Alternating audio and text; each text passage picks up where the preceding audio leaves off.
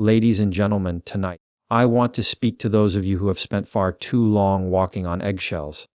Trapped in relationships where your kindness has been mistaken for weakness, your empathy used as a weapon against you, and your identity slowly erased. If you've ever felt like you're losing yourself while trying to love someone who only loves control, this message is for you. People often mistake being nice for being good, as though they were synonymous. But the two are not the same. And when you're in a relationship with a narcissist, whether it's a partner, a parent, a boss, or even a so-called friend, this confusion becomes dangerous, because what looks like kindness on the surface is often something else entirely underneath: fear. A fear of conflict, a fear of being disliked, a fear of disruption, and worse, a fear of seeing the truth. So, what do we do instead? We smile, we nod, we avoid saying what we really think, we agree when we disagree, we silence ourselves, we shrink, all in the name of peace. But this is not peace, it's appeasement. And appeasement is the slow death of the soul. The narcissist reads this behavior not as kindness, but as weakness. They interpret your willingness to tolerate disrespect as a license to escalate it. And the more you shrink, the more space they take up. You're trying to win them over with politeness. Meanwhile, they're winning territory in your mind. This is not a mutual interaction. It's a power dynamic. And power, when unbalanced, always tilts toward the one who is willing to transgress boundaries. What's worse is that niceness often masks a deeper pathology, the refusal to confront reality. Because if you actually acknowledged how manipulative this person was being, how deeply they were harming you, you'd have to act. And acting would mean change. It would mean conflict. It would mean loss. And that's terrifying. So instead, you tell yourself stories. They didn't mean it. Maybe I'm overreacting. If I just explain myself better next time, they'll understand. But they won't, because narcissists don't respond to truth. They respond to control, and they manipulate people who fear their own voice. So you need to ask yourself, what does being nice really mean to me? Is it love, or is it fear dressed up as virtue? Because true virtue, true goodness, is not afraid of conflict. It's not afraid to set limits. It's not afraid to say no. And it's certainly not afraid to walk away from someone who is harming you.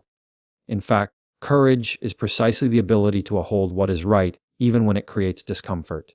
That's what makes it virtue in the first place. Niceness, in contrast, is about pleasing others to avoid confrontation. But if you're dealing with a narcissist, confrontation is inevitable.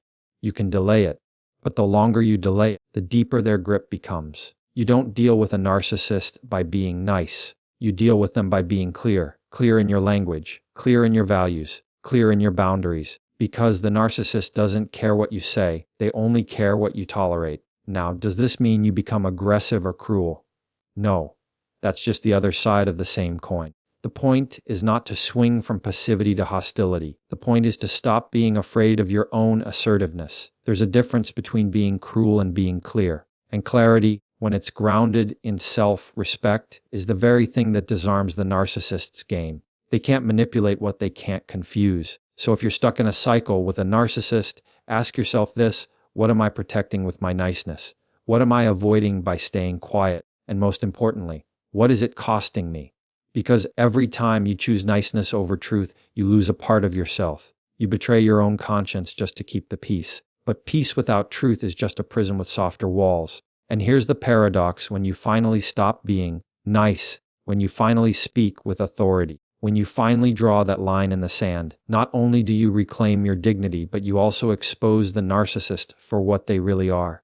Because without your compliance, they lose their camouflage. And once that happens, they either retreat or they reveal themselves fully. Either way, the truth comes to light. So stop being nice, start being honest. Stop placating dysfunction. Start protecting your soul. Because the world doesn't need more people who smile while dying inside. It needs people who are willing to speak the truth, even when their voice shakes. And remember this: being good is not about making others comfortable. It's about making yourself whole. One of the greatest traps people fall into dealing with a narcissist is the assumption that empathy will somehow unlock their humanity. That if you can just love them enough, be patient enough, or explain your pain clearly enough, they'll finally soften, understand, and change.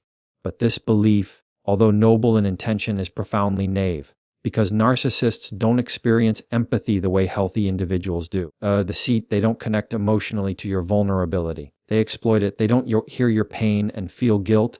They see an opportunity to assert control. So when you approach a narcissist with emotional openness, thinking it will lead to connection, what you're actually doing, unknowingly, is offering them a blueprint, a map of your insecurities, your boundaries, your fears. And the narcissist will study that map not to avoid hurting you, but to target you more precisely. You say, I feel abandoned when you ignore me, and they log that information. You say, I just want to feel understood, and they give you breadcrumbs of validation, just enough to keep you hoping, but never enough to satisfy you. It becomes a cycle of starvation and intermittent reward, and you're stuck chasing something they never intended to give you in the first place. Now, it's important to say this clearly. Empathy is not the problem. The lack of boundaries is. Compassion without structure becomes chaos. It's not noble to keep giving when the other person is weaponizing your giving. That's not love. That's self-erasure. And in many cases, it's a deep, unconscious repetition of childhood wounds, where love was earned, not received freely. If you grew up walking on eggshells, trying to please a volatile parent or make yourself small to avoid punishment, then being nice becomes your survival strategy. But survival strategies from childhood often become prisons in adulthood, and nowhere does that become more apparent than in a relationship with a narcissist. So what's the alternative? Boundaries. Clear, consistent, non-negotiable boundaries. Not threats, not emotional pleas, not vague expressions of discomfort. Boundaries. And let me be very specific here.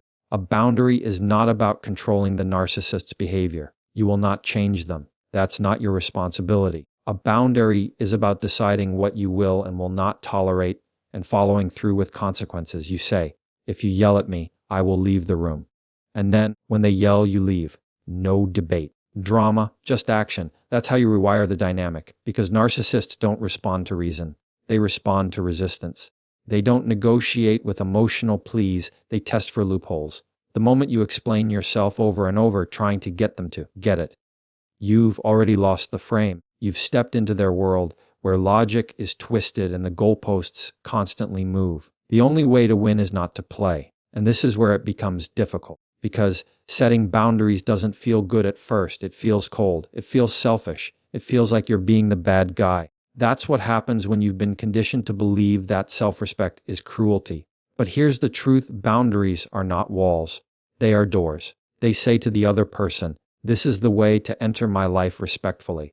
Anything else will not be allowed. And if the narcissist refuses to walk through that door, that tells you everything you need to know. Their rejection of your boundaries is not a reflection of your worth.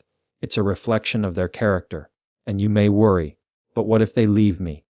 That fear is real. But ask yourself this, who is really leaving whom? When you stop tolerating abuse, when you stop enabling dysfunction, when you stop sacrificing your sanity for their comfort, you're not abandoning them. You're finally returning to yourself. And that return is sacred. This is not about being harsh, deserve seat. It's about being whole. It's not about revenge. It's about recovery. Because at the end of the day, your empathy is a gift.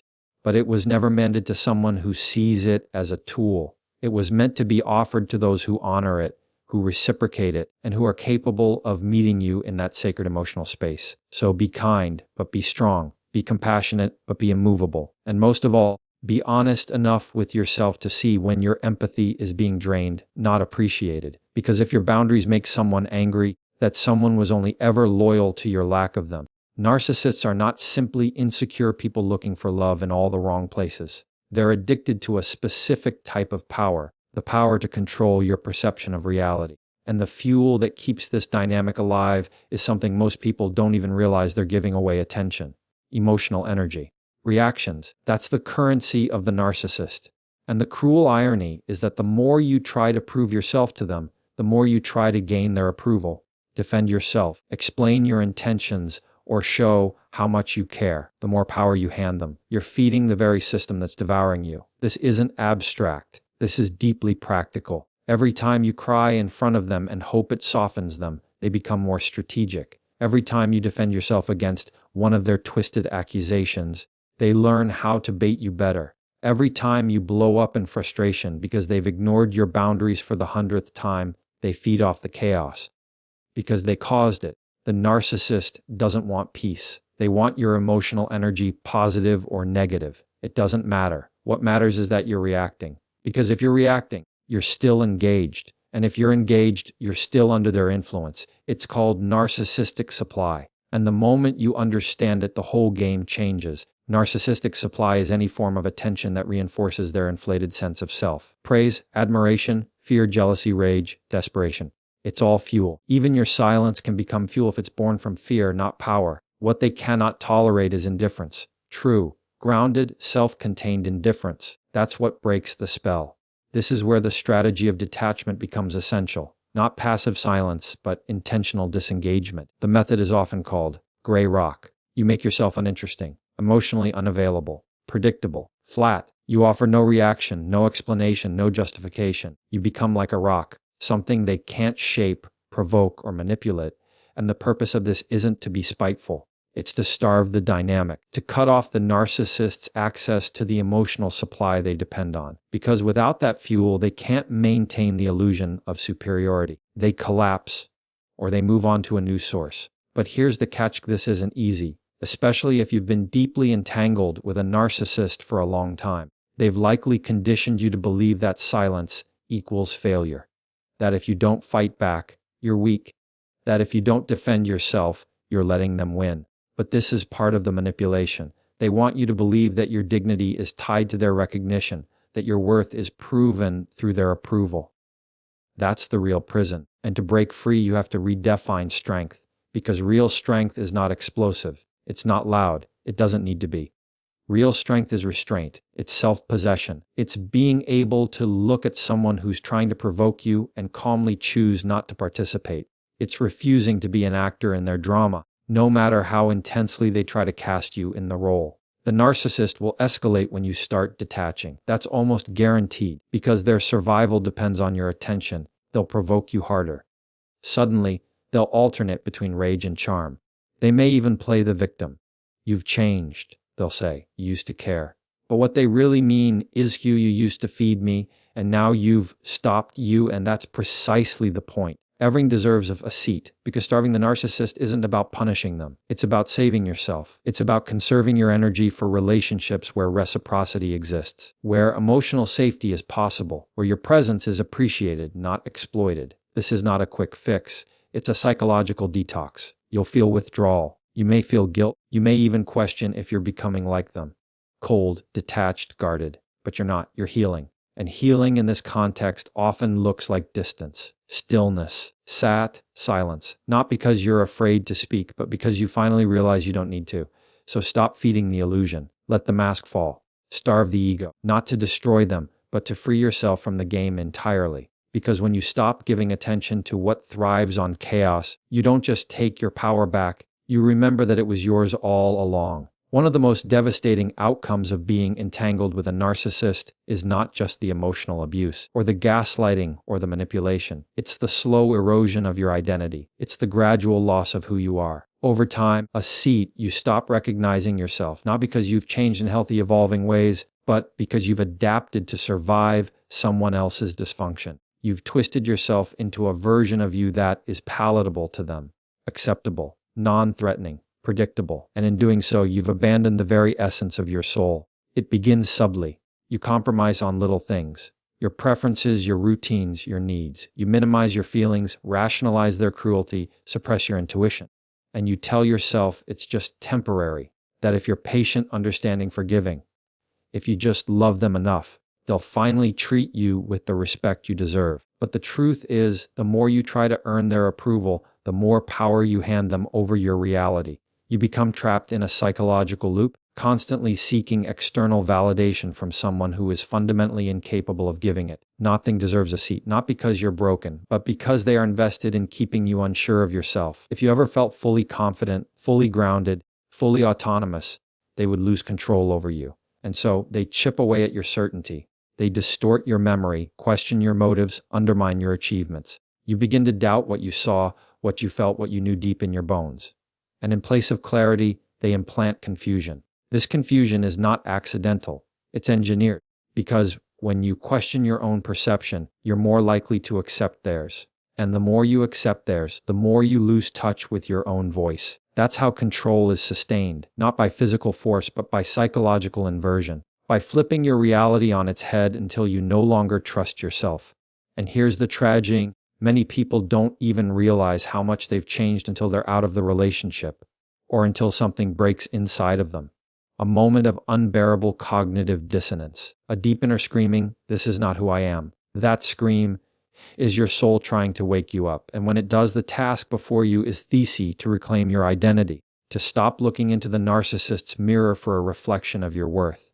Because their mirror is cracked, it distorts everything it shows you.